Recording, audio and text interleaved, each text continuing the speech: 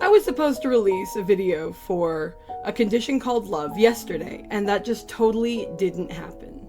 Because much like the characters in the show, who are stumbling and fumbling around trying to figure out what it means to be in love, I'm still kind of stumbling and fumbling around and figuring out how I want to run this channel. But that's beside the point. Better late than never. Let's get to this, because there is some stuff that's definitely worth talking about.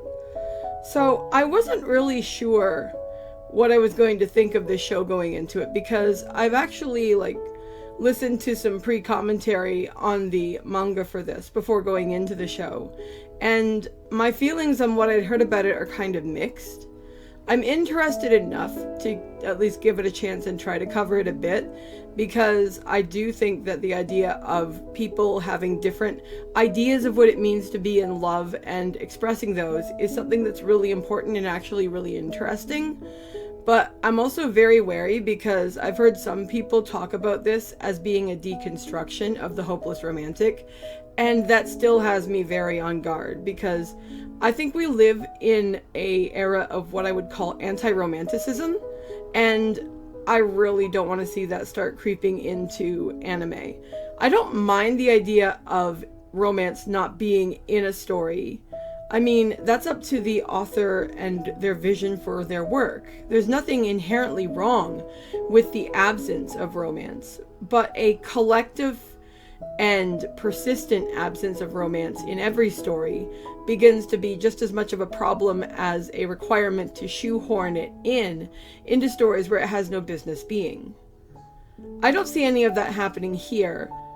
But to quantify what I was trying to talk about here, when I was reading comments about the show, even after watching the first episode on Crunchyroll, I actually read occasional comments where people were like, I really wish they'd make it so this girl turned out to be asexual and just wasn't interested. Or, I hope she dumps him at the end. And I'm like, oh God.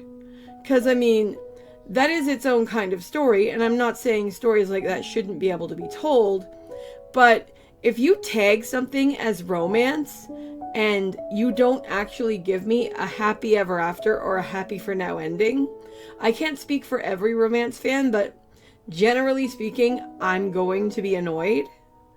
And especially if you tag something as romance and then you give me something completely else that is either completely off the mark from that or even in complete opposition to that, that is not going to sit well with me.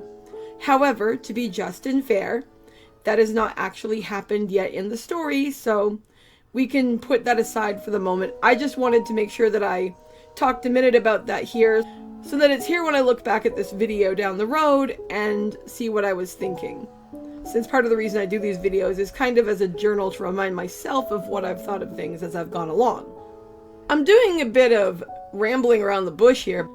We've got this guy and this girl, Hananoi and Hotaru, who both have completely separate ideas of what it means to be in love with someone. In Hananoi's world, love is something where you focus extremely in detail on the individual who has won your affection, to the point where you actually start losing yourself from what I saw of his behavior.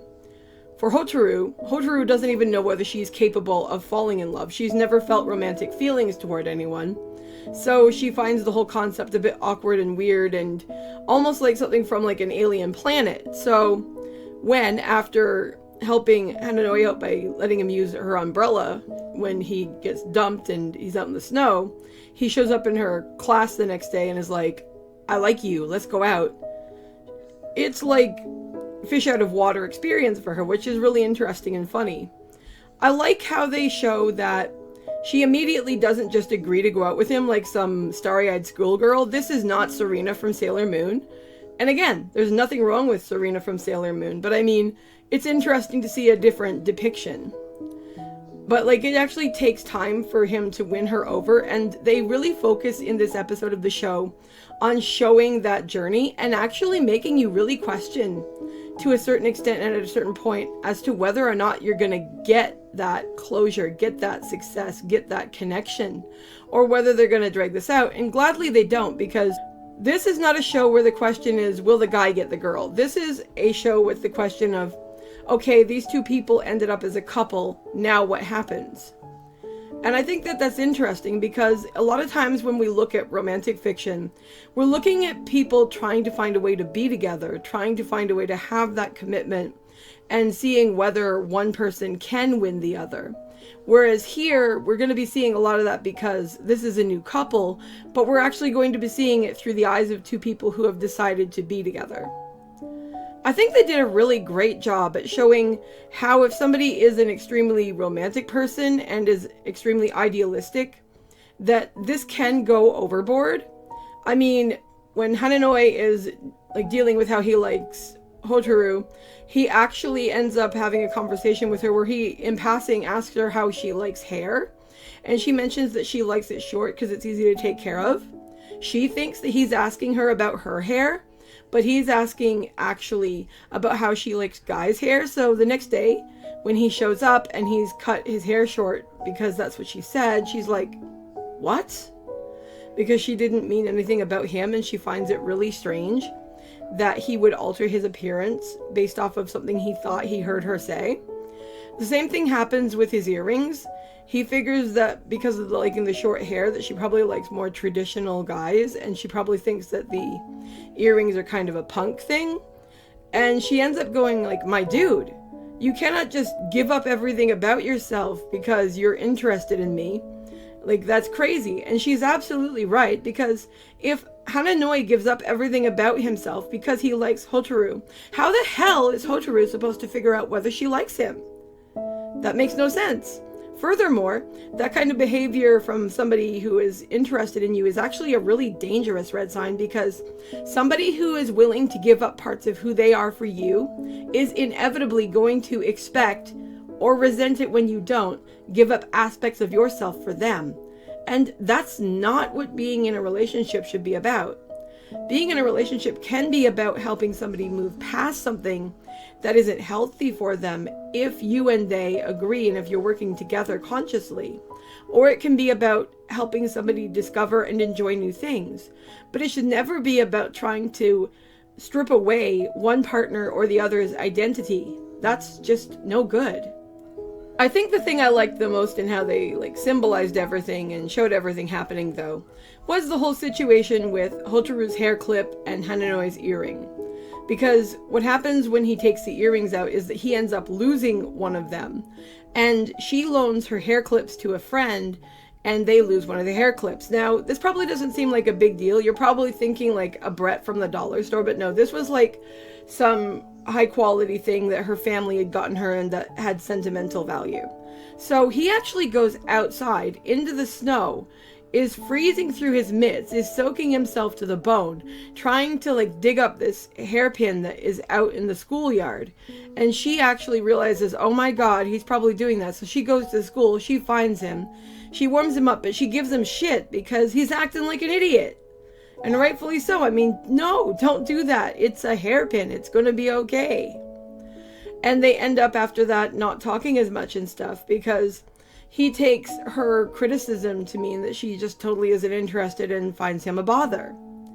Eventually, though, we see that the snow has gone and time has obviously passed into spring. And he approaches her because he's like, I want to talk to you one more time and then I will never bother you again. And he actually has found her hairpin, and she's like, thank you very much and everything. And she has been thinking about it though, and she realizes that he actually does seem sincere in his effort and desire to make her happy. That it's not some weird creepy thing, and it's not something he's doing for some kind of personal gain, but that he actually seems to care. And she has found his earrings, so they exchange those. And then he goes to walk away, and she's like, wait. And first she's like, do you think I can ever actually find love? To which he responds, of course. But then he goes to walk away again, and she actually admits to him, like, hey, I think maybe we should give this a go and see how things will turn out. And of course he's all super happy, and they hug, and it was just a super cute ending to the episode. And I really liked that, because so much of the things that were going on with how he was behaving and engaging with her initially seemed like they were so over the top and so silly and so almost like artificial or exterior. But this scene was so well done and seemed so genuine and sincere on both of their parts. And what I really liked about it was that he is getting better, at least here. I mean, I'm sure we might see some relapse, but at least here he seems to be doing better at understanding where she is coming from with what she was saying, while she is actually seeing his point of view and is willing to take a chance on them having this relationship. So it looks like we're going to get to see what it's like for them to be together, and that is going to be super interesting. Anyway, that's going to be all from me for now, and I will see you guys in the next video. Bye!